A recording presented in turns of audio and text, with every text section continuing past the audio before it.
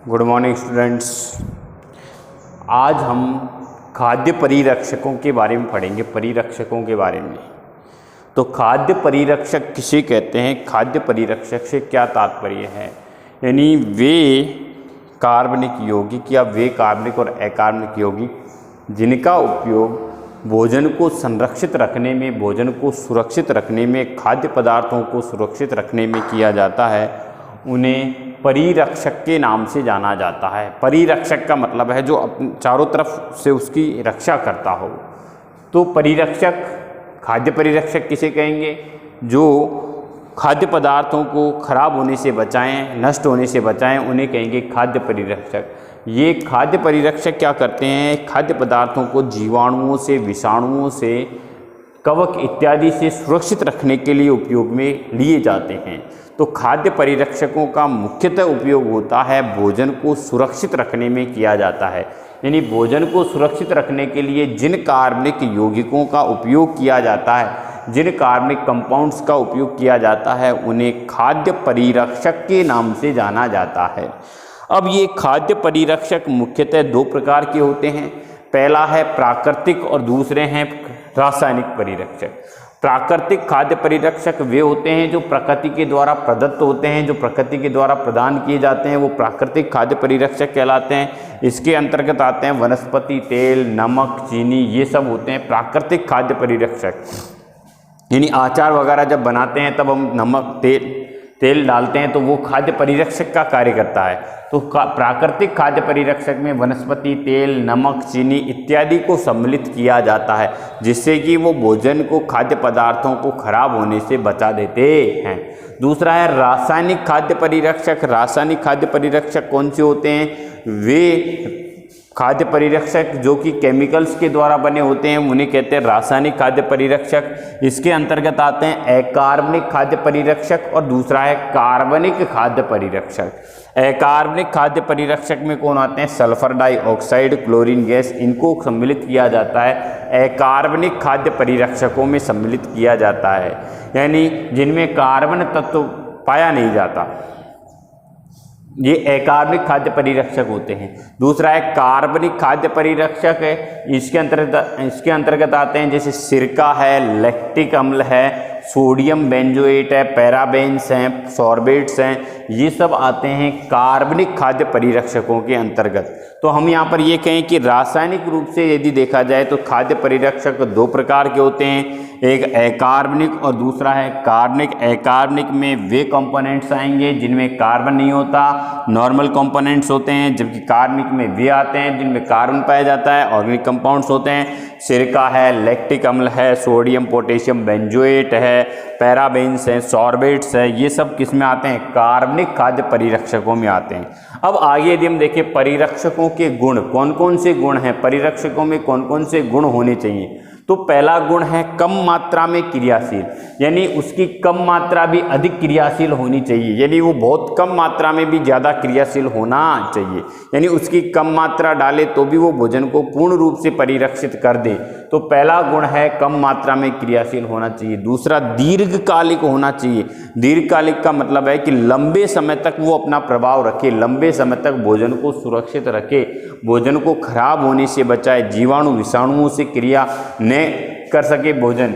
इस स्थिति में उसे कहेंगे दीर्घकालिक होना। दीर्घकालिक का मतलब होता है लंबे समय तक चलने वाला, यानी ऐसा खाद्य परिरक्षक ऐसे होने चाहिए जिनसे कि वो भोजन लंबे समय तक सुरक्षित रह सके और स्वादिष्ट बना रहे, ताज़ा बना रहे, ऐसे इन्हें कहेंगे दीर्घकालिक हों। तीसरा खाद्य पदार्थों की गुणवत्ता को कम न करे। खाद्य पदार्थों की गुणवत्ता से तात्पर्य है कि उसकी जो क्वालिटी है भोजन की, वो ज्यों की त्यों बनी रहनी चाहिए, गुणवत्ता कम नहीं होनी चाहिए। और चौथा है हानिकारक प्रभाव न हो। हानिकारक प्रभाव से या चौथे से क्या तात्पर्य? हानिकारक प्रभाव से क्या तात्पर्य? यानी खाद्य परिरक्षक मिलाने के बाद में ऐसा कोई साइड इफेक्ट नहीं होना चाहिए शरीर में जिससे कि व्यक्ति को नुकसान पहुंच जाए। तो हानिकारक प्रभाव नहीं होने चाहिए, यानी वो हमारे लिए लाभदायक होना चाहिए। तो खाद्य परिरक्षकों की जो चार गुण हैं उनमें पहला है कम मात्रा में क्रियाशील हो, यानी उसकी क्रियाशीलता कम मात्रा में भी अधिक होनी चाहिए। दूसरा है दीर्घकालिक हो, यानी वो लंबे समय तक चलने वाला होना चाहिए। तीसरा है खाद्य पदार्थ की गुणवत्ता कम नहीं करने वाला हो, यानी खाद्य पदार्थ जो है उनकी गुणवत्ता कम नहीं करे। और चौथा है हानिकारक प्रभाव नहीं डाले, यानी कोई साइड इफेक्ट नहीं डाले, यानी उसका कोई साइड इफेक्ट नहीं होना चाहिए। आगे चलें, मुख्य खाद्य परिरक्षक कौन कौन से हैं। मुख्य खाद्य परिरक्षक कौन कौन से हैं। पहला है वनस्पति तेल और नमक। इसका मुख्यतः उपयोग किया जाता है आचार और मुरब्बे में किया जाता है। आचार और मुरब्बे में किसका, वनस्पति तेल का उपयोग किया जाता है या फिर नमक का किया जाता है। क्या करते हैं हम, आचार वगैरह जो बनाते हैं, जैसे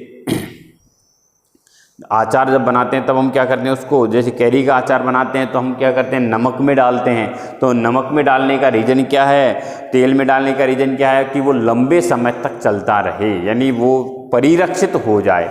आगे देखिए, चीनी का उपयोग मिठाइयों में किया जाता है। चीनी भी एक तरह से खाद्य परिरक्षक होती है, जिसका उपयोग किस में किया जाता है, मिठाइयों में किया जाता है। जैसे बर्फ़ी, गुलाब जामुन वगैरह जो मिठाइयाँ हैं उनमें चीनी का उपयोग किया जाता है, जिससे कि वो लंबे समय तक उनकी ड्यूरेबिलिटी बन जाए, यानी वो लंबे समय तक चल सके, वो खराब नहीं हो, कोई साइड इफ़ेक्ट नहीं डालें।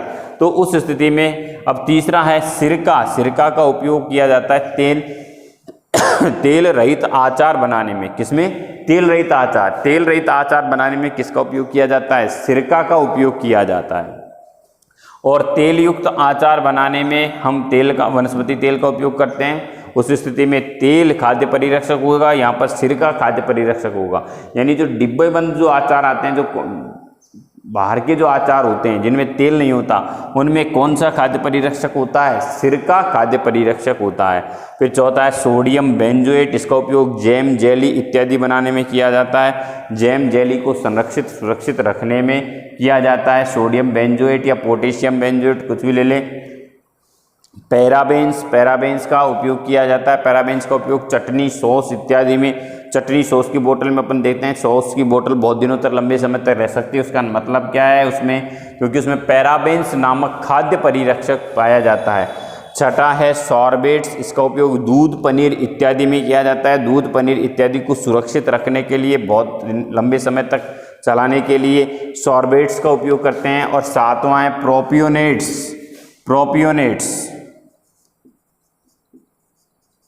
प्रोपियोनेट्स। इसका उपयोग किया जाता है बिस्किट बनाने में। बिस्किट में प्रोपियोनेट्स का उपयोग किया जाता है, जिससे कि बिस्किट्स की क्वालिटी जो है वो लंबे समय तक चलती रहती है और बिस्किट्स जल्दी ख़राब नहीं होते। तो मुख्य खाद्य परिरक्षकों के अंतर्गत जो आ रहे हैं उनमें सबसे पहले वनस्पति तेल या नमक है, जिसका उपयोग आचार और मुरब्बे में किया जाता है। दूसरा, चीनी का उपयोग मिठाइयों में करते हैं। तीसरा, सिरका, जिसका उपयोग तेल रहित आचार में। इस तरह से सॉर्बेट्स का उपयोग दूध और पनीर में, सोडियम बेंजोएट का उपयोग जैम, जेली में, पैराबेन्स का उपयोग चटनी और सॉस के निर्माण में किया जाता है। और प्रोपियोनेट्स का उपयोग किया जाता है बिस्किट इत्यादि के संरक्षण में, जिससे कि वो लंबे समय तक कंजर्व रह सकें, सुरक्षित रह सकते हैं। हाँ बच्चों, अगला जो अपना टॉपिक है वो है खाद्य रंग। खाद्य रंग किसे कहते हैं, खाद्य रंग से क्या तात्पर्य है, यानी वे रासायनिक पदार्थ जो कि खाद्य पदार्थों को सुंदर और रंगीन बनाने में प्रयुक्त किए जाते हैं, उन्हें खाद्य रंग कहते हैं। यानी खाद्य जो पदार्थ हैं उन्हें सुंदर बनाने के लिए, आकर्षक बनाने के लिए, रंगीन बनाने के लिए जिन रंगों का उपयोग किया जाता है उन्हें खाद्य रंग के नाम से जाना जाता है। यानी खाद्य रंग डालने से भोजन आकर्षक बन जाता है, खाद्य पदार्थ आकर्षक बन जाते हैं, रंगीन बन जाते हैं। और खाद्य रंगों के गुण कौन कौन से हैं, एक तो खाद्य रंग हानिकारक नहीं होने चाहिए, यानी ये हानिकारक नहीं हो, कोई साइड इफ़ेक्ट करने वाले नहीं हो, जिससे कि हमारी त्वचा को नुकसान हो या हमारे शरीर को नुकसान हो। दूसरा है ये खाद्य रंग स्थिर बने रहने वाले होने चाहिए, यानी कुछ समय के लिए स्थिर बने रहें, यानी ऐसा नहीं कि तुरंत ये फेड हो जाए।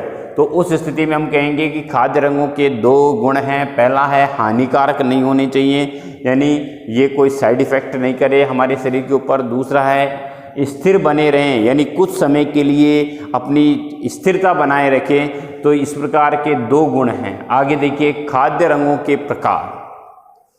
खाद्य रंग मुख्यतः दो प्रकार के होते हैं, प्राकृतिक खाद्य रंग और दूसरे हैं रासायनिक खाद्य रंग। प्राकृतिक खाद्य रंग वो होते हैं जो प्रकृति के द्वारा प्रदत्त होते हैं, जो प्रकृति द्वारा प्रदत्त उत्पाद होते हैं, वो प्राकृतिक खाद्य रंगों के अंतर्गत आते हैं। और प्राकृतिक खाद्य रंगों के अंतर्गत आते हैं जैसे केसर है।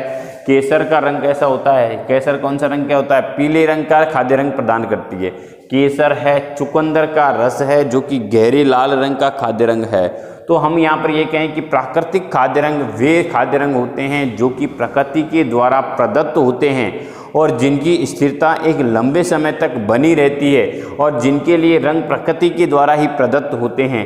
दूसरा है रासायनिक खाद्य रंग। रासायनिक खाद्य रंग वे होते हैं जो कि केमिकली तैयार किए जाते हैं, फैक्ट्रीज में तैयार किए जाते हैं, उद्योगों में तैयार किए जाते हैं, वो रासायनिक खाद्य रंगों के अंतर्गत आते हैं। तो इसके अंतर्गत कौन कौन से होते हैं? जैसे टेट्राजीन है, टेट्राजीन के अलावा सनसेट येलो है, इंडिगो कार्मीन है, ये रासायनिक खाद्य रंग होते हैं। तो इनका उपयोग जो किया जाता है, रासायनिक खाद्य रंगों का जो उपयोग किया जाता है डिब्बाबंद फ्रूट्स में, डिब्बाबंद जो जूस होता है उनमें किया जाता है। इसके अलावा डिब्बाबंद जो खाद्य पदार्थ होते हैं उनमें रासायनिक खाद्य रंगों का उपयोग किया जाता है। तो मेनली हम यहाँ पर ये कहें कि खाद्य रंग किसे कहते हैं, खाद्य रंग से क्या तात्पर्य है? खाद्य रंग वे रासायनिक पदार्थ होते हैं जिनका उपयोग खाद्य पदार्थों को सुंदर, आकर्षक और रंगीन बनाने में किया जाता है। खाद्य रंग हानिकारक नहीं होनी चाहिए, कोई साइड इफेक्ट देने वाले नहीं होने चाहिए, लंबे समय तक स्थिर बने रहने वाले होने चाहिए, यानी लंबे समय तक अपनी स्थिरता बनाए रखें। इसके अलावा दो प्रकार के होते हैं, प्राकृतिक और रासायनिक। प्राकृतिक के अंतर्गत आते हैं वे खाद्य रंग जो कि प्रकृति के द्वारा प्रदत्त होते हैं और हमें रंग प्रदान करके भोजन को आकर्षक बनाए रखते हैं, वो प्राकृतिक खाद्य रंग कहलाते हैं। जैसे केसर है, चुकंदर है, ये प्राकृतिक, चुकंदर का रस है, ये प्राकृतिक खाद्य रंग होते हैं। और रासायनिक में जैसे टेट्राजीन है, सनसेट येलो है, इंडिगो कार्मीन है, ये रासायनिक खाद्य रंग है जिनका उपयोग सामान्यतः डिब्बे बंद जूस में, बिस्किट्स वगैरह इनमें, इसके अलावा और भी अन्य फ्रूट्स वगैरह के कलरिंग में इत्यादि में किया जाता है। इन्हें कहते हैं रासायनिक खाद्य रंग।